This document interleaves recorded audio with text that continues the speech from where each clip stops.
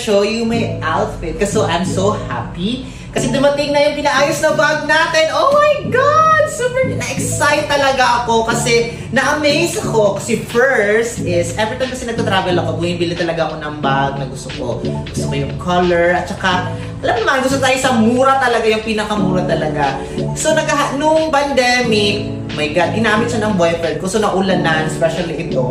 So nag-backpack siya, super backpack.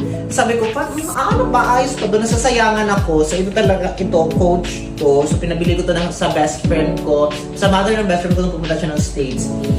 So na-sad talaga ako kasi, ano may pang-favorite mo na bag. Tapos araw-araw mo ginagamit. Tapos nag-backpack lang kasi ginamit ng iba.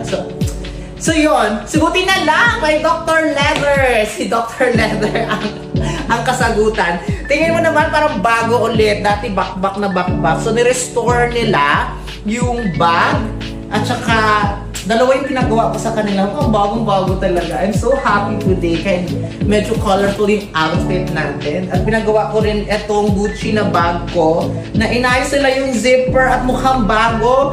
Na backpack rin siya kasi sinatch ng pusa. At saka, nako, itong bag na to, inanon to sa floor. Ginanon ng pamangkin ko. Ganon. So, I'm so happy today. Thank you, Dr. Leather, for restoring my bags.